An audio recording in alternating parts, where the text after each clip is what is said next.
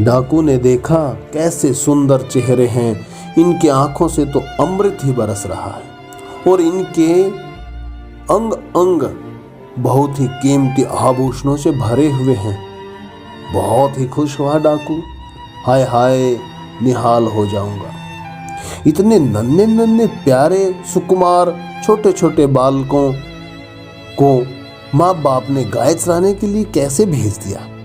देखो, भगवान सामने आते ही मन कितना निर्मल हो गया।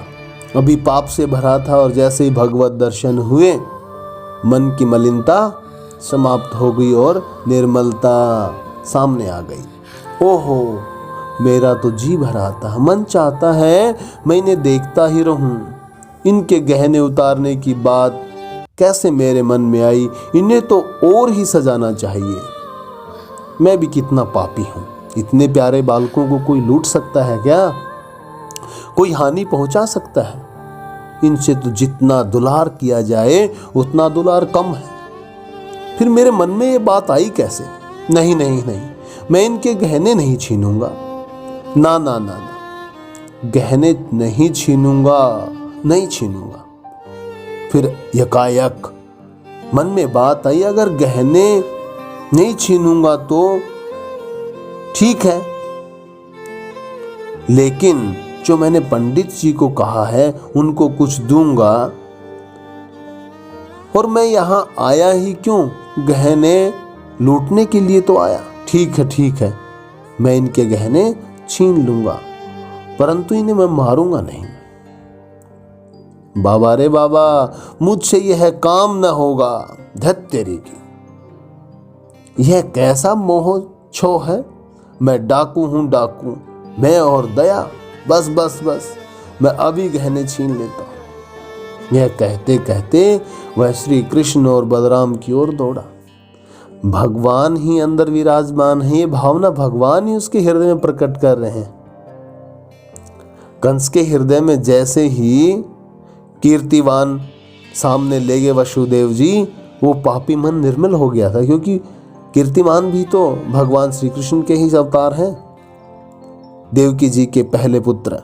जैसे ही सामने गए, लेकर के कहा कि लो कंस भैया, तो जैसे देखा उस बालक का स्वरूप तो कहा कि मेरा इस बालक ने क्या बिगाड़ा है? 8वें पुत्र ने बिगाड़ा है। भगवान की माया इतनी प्रबल है। भगवान श्री कृष्ण और बलराम के पास पहुंचकर उनका स्वरूप देखते ही उसकी चेतना एक बार फिर लुप्त हो गई। पैर लड़खड़ाए और फिर गिर पड़ा धड़ाम से। कुछ समय बाद उठा और कुछ देर लगातार टकटकी लगाए देखता रहा। आंखों से आंसू गिरते रहे, उसकी आंखें भर आई थी। फिर कुछ देर बाद पता नहीं क्या सोचा, हाथ में लाठी लेकर उनके सामने गया और बोला, खड़े हो जाओ, सारे गहने निकालकर मुझे दे दो। भगवान श्री कृष्ण और बलराम उस बाल स्वरूप में, उस मधुर स्वरूप से जो देखते ही सबका, जिसके दर्शन मात्र होते ही सबका चित्त प्रभु अपना कर लेते हैं, चित्त चुरा लेते हैं, उसी स्वरूप में उस मधुर मुस्कान बिखेरते हुए भगवान बोले, हम अपने गहने तुम्हें क्यों दे दें? ऐसी मधुर वाणी के मानो अमृत टपक रहा हो। डाकू बोला, दोगे नहीं? मेरी लाठी की ओर देख लो। कन्हैया उस त्रिभंगी अवस्था में कमर पे हाथ लगाए हुए लाठी की तरफ देखा और कहा, लाठी से क्या होगा? डाकू देख भी रहा है लेकिन उसको क्रोध नहीं आ रहा, दिखावा कर रहा है। डाकू बोला, अच्छा क्या होगा? गहना नहीं देने पर मैं तुम्हारा सिर तोड़ डालूंगा। और क्या होगा? मर जाओगे। कन्हैया फिर अपनी मधुर मुस्कान बिखेरते हुए कहा, नहीं नहीं, हम अपने गहने नहीं देंगे, तुम्हें जो करना है कर लो। डाकू को फिर आश्चर्य हुआ, छोटा सा बालक और मुझे मना कर रहा है। डाकू क्रोध में आया और बोला, मैं अभी अभी तुम्हारे कान पकड़ के ऐठूंगा और सारे गहने छीनकर मैं तुम्हें नदी में फेंक दूंगा। भगवान श्री कृष्ण ने देखा और जोर से, जैसे ही डाकू ने ऐसे बोला और जोर से चिल्लाए, बाप रे बाप, ओ बाबा ओ बाबा। जैसे ही कन्हैया ने ये शवर, ये आवाज, ये ध्वनि निकाली, डाकू ने झपट कर अपने हाथ से श्री कृष्ण का मुंह दबाना चाहा, परंतु स्पर्श करते ही उसके सारे शरीर में एक बिजली दौड़ गई। भगवान का स्पर्श किया ना, वह अचेत होकर धड़ाम से धरती पर गिर पड़ा। कुछ देर बाद जब उसको चेतना हुई, तब वह श्री कृष्ण से बोला, अरे तुम दोनों कौन हो? मैं जैसे ही तुम दोनों को देखता हूँ, वैसे ही तुम मुझे और भी सुंदर और मधुर और मनोहर क्यों दिख रहे हो? मेरा मन तुम्हारी तरफ क्यों खींच रहा है? ये मन मेरा नहीं रहकर तुम्हारा हो गया है। मेरी आंखों की पलकें झपकना बंद हो गई। हाय हाय, मुझे रोना क्यों आ रहा है? मेरा मन तुमसे प्रेम करने को क्यों कर रहा है? ऐसा मेरे साथ क्या हुआ, क्यों हो रहा है? मेरे शरीर के सब रोए क्यों खड़े हो गए हैं? जान गया रोते रोते ऐसा बोल रहा है। तुम दोनों देवता हो, मनुष्य नहीं हो, किसी देवलोक से आए हो। भगवान श्री कृष्ण ने मुस्कुराकर कहा, नहीं नहीं नहीं, हम मनुष्य ही हैं, हम ग्वाल बाल हैं, हम नंद बाबा के लाडले हैं, यशोदा मैया के लाडले हैं। डाकू ने कहा, आहा कैसी मुस्कान है, जाओ जाओ, तुम अपनी गैया चराओ। देख लो, इतना पापी राक्षस स्वरूप डाकू, वो भी उसका हृदय निर्मल हो गया है। भगवत दर्शन होते ही कैसी भावना हुई, ये भगवान की अजब लीला हो जाती है। कहते हैं नहीं, यहाँ पापी, अधर्मी और भक्त मायने नहीं रखता। भगवान की कृपा जिस पर हो जाती है वो भगवान का हो जाता है। देख लो, अब उसका मन बदल गया था। मैं अब गहने नहीं चाहता, डाकू ऐसा कह रहा है, मैं गहने नहीं चाहता। मेरी आशा, दुराशा, मेरी चाह, आह सब मिट गई, मेरी कोई कामना नहीं है। मैं बस तुम दोनों से प्रेम करना चाहता हूँ, पता नहीं क्यों। हाँ, मैं चाहता हूँ तुम दोनों के अंगों में अपने हाथों से और भी गहने पहनाऊं, मैं तुम्हें सजाऊं। जाओ जाओ, हाँ एक बार अपने दोनों लाल लाल चरण कमल मेरे सिर पर रख दो। दीनता, आचरण, धर्म, प्रेम, भक्ति सब कुछ मिल गया था प्रभु का स्पर्श।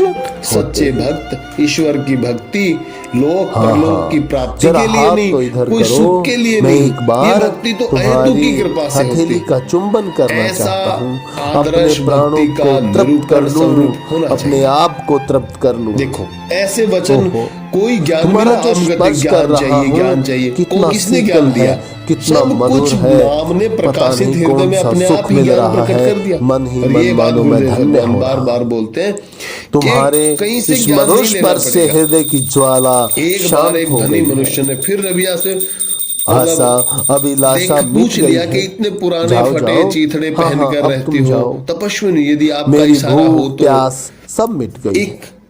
अब कहीं मैं दास जाने की भेज दूं इच्छा नहीं आपके लिए, होती। आपकी सेवा देखो, मैं यहीं संतों की सेवा रहूंगा। कैसे कृपाई तुम है। दोनों कभी रोटी रोज नहीं मिलती इसी थी। रास्ते से आज जाओगे एक ना। धनी आदमी एक सेवा बार के लिए केवल दास दे रहा है, एक उस क्षण टाइम के खुद लिए एक धनी प्रतिदिन, इन्हीं भक्त हाँ, को दास प्रतिदिन बनाने मुझे के लिए दर्शन तब पे देते खड़ा हैं। था, बना ही लिया देखो, था। भूलना नहीं।